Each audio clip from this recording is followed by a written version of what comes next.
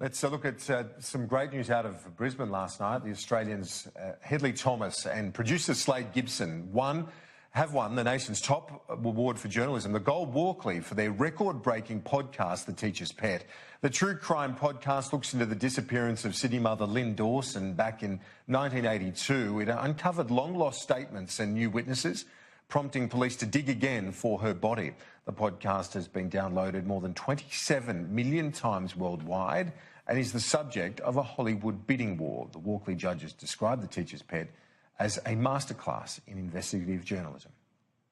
Let's bring in Hedley Thomas, the Gold Walkley winner. He joins us live from Brisbane this morning. Hedley, this is so well deserved. 27 million. That's probably a little bit inaccurate, given that was in the papers this morning. There's probably a couple of million since then. But how proud are you of this particular podcast?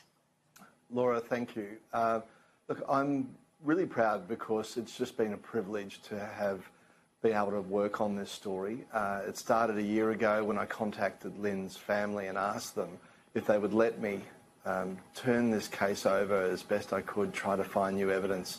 And Lyn's sister Pat and brother Greg and Lyn's friends, Julie Andrew, who was Lyn's neighbour up at Bayview, Susan Strath, who worked with Lyn, and her other work colleagues, Annette and Anna, and then many others, former students of the high school up there where school teachers were preying on schoolgirls.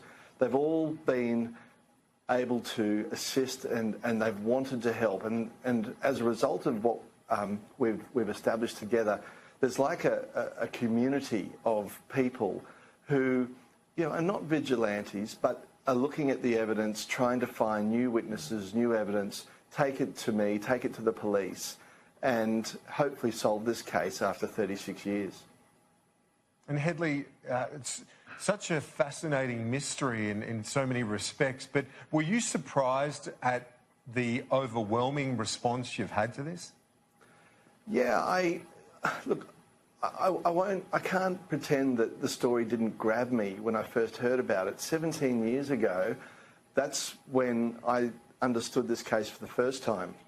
I wrote about it back then in 2001, and I always believed that it was a travesty of justice, that it needed to be properly turned over, perhaps in a journalistic investigation, because it had somehow not been prosecuted despite an overwhelmingly strong circumstantial case and two coroners saying that it should be prosecuted. So I didn't know that there would be anything like this sort of reaction, but I think what's happened is people who've listened to it, they can hear the truth and the authenticity and the self-belief of Lyn's family. They can hear the honesty of Lyn's family, Lyn's friends, Lyn's former colleagues. They want to see it solved, and that's, I think people have related to Lyn Dawson. They've related to some of the themes of domestic violence and misogyny, sexual abuse, abusive relationships by adults with children, teenagers. And I think that's what struck a chord with the injustice. Where's the case up to, Hedley? Because there was a crucial moment where you were able to dig up the old family home, but you didn't find Lyn's body. So where does it go now? Yeah, as the Police Commissioner Mick Fuller and the head of the Homicide Squad, Scott Cook, have said, they don't need to find Lyn's remains to prosecute this case.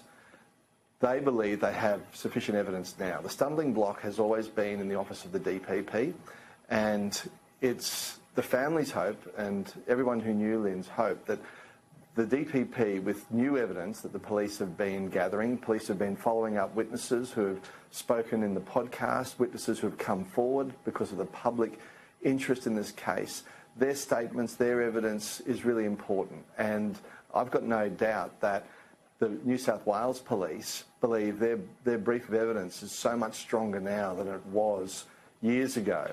I think that there's every chance that this case will end up in court, and not just involving alleged murder, but involving the abusive sexual relationships that school teachers were having with schoolgirls.